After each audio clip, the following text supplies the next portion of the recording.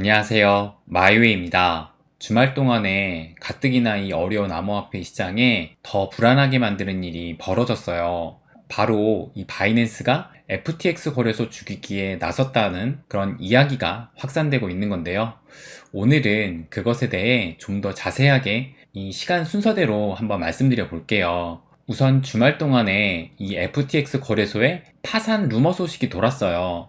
이 트위터 등에서 FTX가 위험하다는 식의 글들이 빠르게 SNS를 타고 번진 것입니다. 그 루머의 근원지는 아무래도 이 글처럼 보여요. 이것이 영문판 코인데스크에서 이 11월 2일 날에 이 샘 뱅크먼 프리드가 거느리고 있는 이 암호화폐 제국, 그 중에서 이 알라메다 리서치의 대차 대조표가 불안정해 보인다라는 기사가 나온 건데요. 이 샘 뱅크먼 프리드는 크게 FTX 거래소와 이 알라메다 리서치 두 회사를 가지고 있어요. FTX는 여러분이 아시는 것처럼 암호화폐 거래소이고, 또 이 알라메다 리서치는 직접 트레이딩도 하고 또 마켓 메이킹도 하면서 코인 프로젝트에 투자도 하는 암호화폐 벤처 캐피털 회사입니다. 그런데 이 알라메다 리서치의 대차 대조표가 비정상적인 거 아니냐 하는 의문의 기사가 이렇게 나온 거예요. 왜 그러냐면 이것이 이 알라메다 리서치가 보유 중인 자산을 나타내고 있는 그래프인데, 가장 큰 비중이 보시는 것처럼 언락된 FTT고, 두 번째는 담보화된 FTT예요. 이 FTT가 바로 FTX 거래소에서 발행한 코인을 말하는 건데, 그런데 이 계열사인 알라메다 리서치의 이 자산의 절반 가까이가 이 모회사라고 볼 수 있는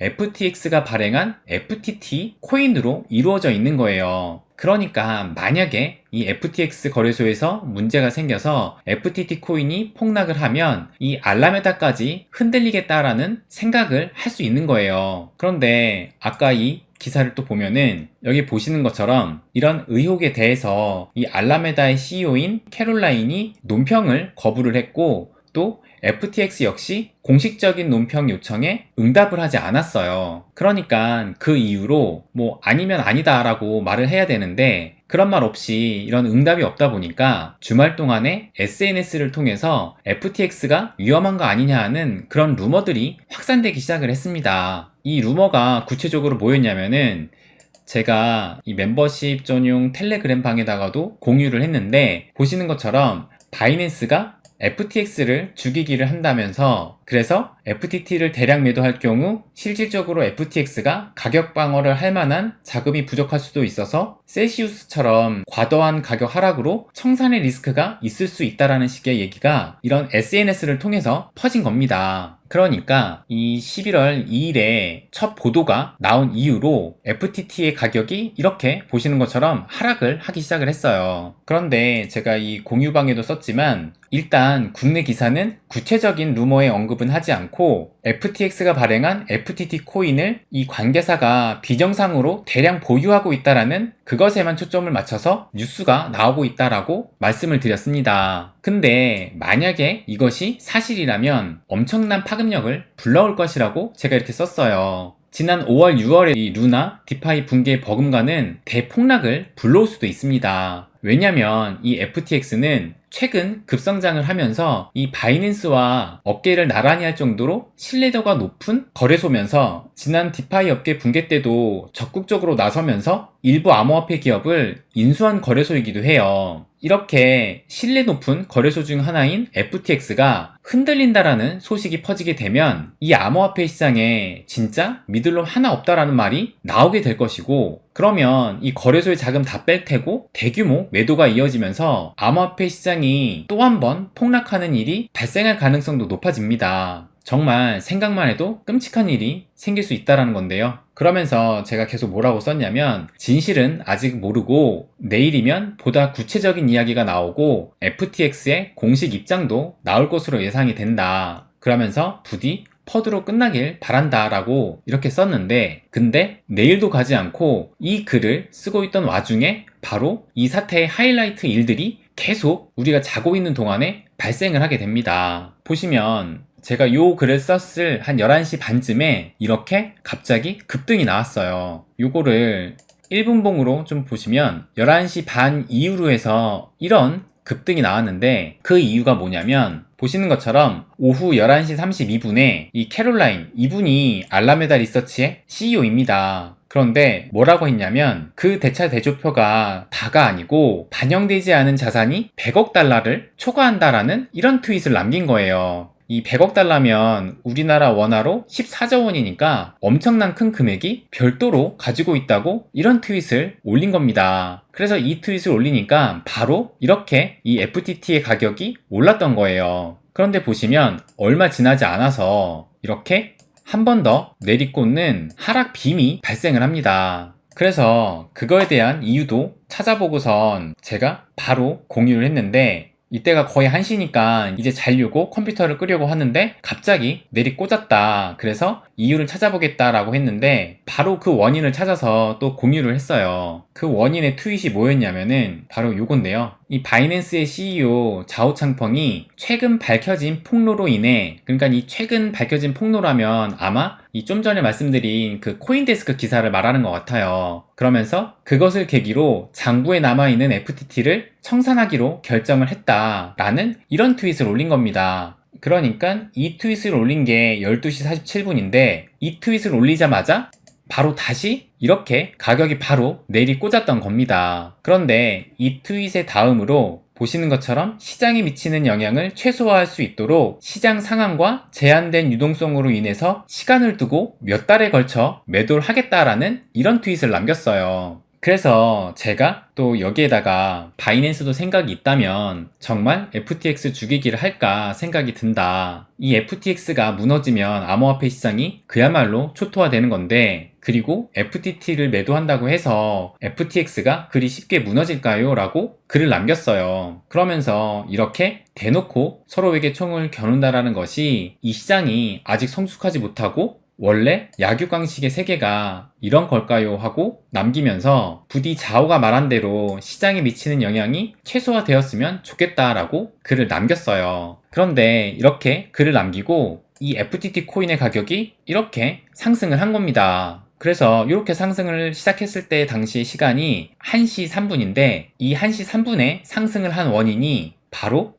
이 트윗 때문이에요. 보시면 정확하게 1시 3분에 올렸는데 이 알라메다 CEO가 자오창펑 너가 말한 대로 시장의 영향을 최소화하려면 그 물량 모두를 현재 가격 수준인 22달러에 기꺼이 다 구매해 줄게 라고 트윗을 남겼던 거예요. 일단 바이낸스가 FTT를 대량 매도하겠다라고 선언을 했고 거기에다가 시간에 걸쳐서 팔면 가격 하락이 예상이 되잖아요. 그런데 이 알라메다 리서치는 그 FTT를 시장에 내다 팔지 말고 장외 거래로 해서 22달러에 전부 우리가 되사가겠다라고 이렇게 밝혔던 거예요. 그러니까 다시 가격이 이런 상승을 보였던 겁니다. 그러니까 정말 어제 이 FTT 가격이 트윗 하나 올라올 때마다 이렇게 롤러코스터를 탔던 건데요. 그리고 이 FTX의 샘 뱅크먼 프리드도 이 바이낸스가 자신들의 코인을 다 판다고 하니까 좀 쫄렸는지 이제서야 이런 트윗 하나를 올렸어요. 보시는 것처럼 몇 개에 걸쳐서 길게 남겼는데 그 핵심을 보면 이 암호화폐 업계가 이룩한 성과에 대해서 존경을 보낸다 라고 하면서, 그리고 그 존경에는 자오창펑도 포함해서이다 라고 하면서 어쨌든 언제나 그랬듯이 이제는 건설할 때다, 사랑으로 블록체인을 만들어 나가자, 전쟁이 아니라 하는 이런 트윗을 남기게 됩니다. 이 트윗을 남겼던 시간이 오늘 새벽 2시 50분인데 그런데 자오창펑은 이 트윗을 보고 아마 더 빡친 것 같아요. 그리고 바이낸스는 돈이 문제가 아니었던 것으로 보입니다. 왜냐면 보시면 조금 전에 샘 뱅크먼이 올렸던 트윗 1시간 뒤인 3시 47분에 이런 트윗을 하나 올렸어요. 뭐라고 남겼냐면 잠겨있지 않다라고 하는데, 이 잠겨있지 않다라는 것은 지금 현재 이 바이낸스가 보유한 FTT가 잠겨있지 않다라는 것을 의미하는 것 같고, 그러면서 보통 우리는 홀딩을 한다. 그러니까 FTT 같은 이런 코인들을 보통은 홀딩을 하는데 그것은 이 경쟁자, 그러니까 FTX를 공격할 수 있다라는 이런 의심을 제거할 수 있기 때문에 보통은 홀딩을 한다. 이것이 재정적으로는 합리적이지 못하지만 우리는 이 산업이 함께 성장하기를 원한다 라고 얘기를 해요.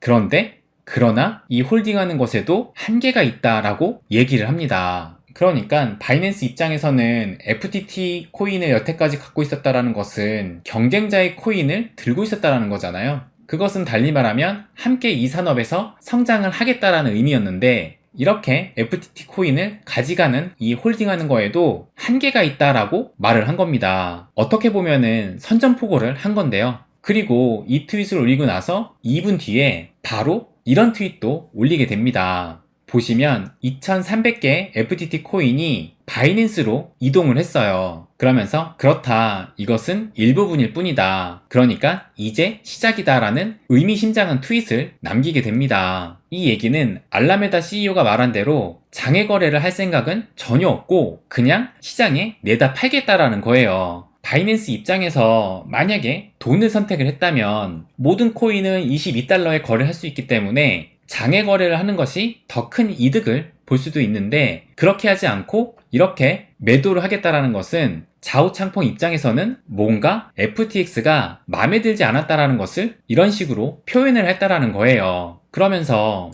오늘 아침 6시 49분에 좌우창펑이 또 하나의 트윗을 올렸어요. 뭐라고 올렸냐면, 이 FTT를 청산하는 것은 루나 사태에서 배운 리스크 관리 차원이다. 전에는 우리가 이 FTX를 지지를 했지만 결별 후에는 메이크 러브 하는 척을 하지 않을 것이다. 그러면서 다른 산업의 플레이어들을 로비하는 자들을 지지하지 않을 것이다 라는 말까지 남깁니다. 제가 이전에 FTX가 최근 들어서 엄청 많은 로비를 해왔다고 종종 말씀드렸잖아요. 근데 바이낸스 입장에서는 그것이 좀 불리한 면도 있었고 그거에 대한 불만을 이렇게 이야기를 하는 것 같아요. 그러면서 이제 우리나라 기사에 둘이 이렇게 손잡고 악수하는 사진을 띄우면서 바이낸스와 FTX가 전쟁 중인가, 좌우창펑은 FTT를 다 팔겠다라고 하고 샘 뱅크먼은 건설할 때다 라고 하는 기사가 오늘 아침에 나왔습니다. 그래서 지금까지 상황을 보면 이제 이 바이낸스와 FTX의 관계가 완전히 좀 틀어졌다고 보여지는데, 문제는 이 사태로 FTX에 대한 불안감이 확산이 되고 있어요. 보시면 이 크립토컨트의 주기영 대표가 오늘 아침 8시 17분에 이런 트윗을 하나 올렸는데, FTX의 스테이블 코인 보유고가 1년 최저치에 도달했다. 그리고 지난 2주 동안 마이너스 93%가 빠져나갔다라고 하면서 이 그래프와 함께 트윗을 올렸습니다. 문제는 이 거래소한테 가장 무서운 것이 바로 뱅크런이에요. 사람들이 불안해서 자금을 빼면 유동성이 갑자기 확 빠져나가면서 지급불능 상태에 빠질 수가 있습니다. 지금 FTX가 지급을 중단하는 소식이 들린다면 이것은 암호화폐 시장 전체가 흔들릴 수도 있어요. 왜냐면 이 FTX는 잡거래소도 아니고 메이저 중에 메이저 거래소예요. 근데 이 메이저 거래소가 흔들렸다라는 것은 이 암호화폐 시장의 근간이 흔들린다고도 볼 수가 있는 겁니다. 그래서 여기서 더 이상 확산되는 것은 막아야 한다고 생각을 해요. 그렇다면 이 해결의 실마리와 열쇠는 바이낸스와 FTX가 가지고 있습니다. 그들이 서로 원만히 해결하고 함께 이 시장을 이끌어 나가는 모습을 보여야만 해요.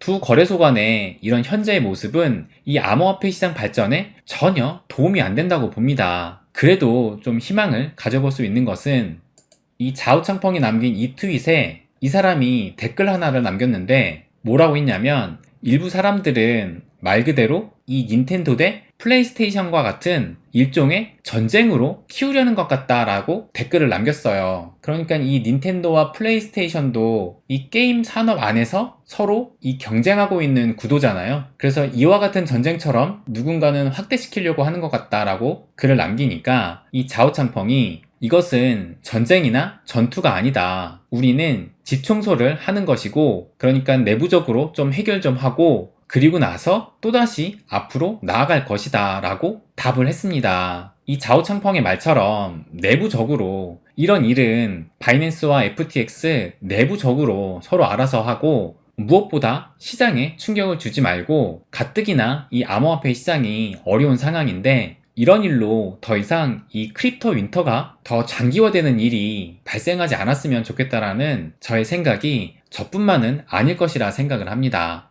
네, 주말 동안에 발생된 일을 시간 순서대로 좀 정리를 해서 말씀을 드렸는데, 말씀드린 대로 이게 정말 커지면 파급력이 큰 만큼 그냥 하나의 해프닝으로만 끝났으면 하는 바람입니다.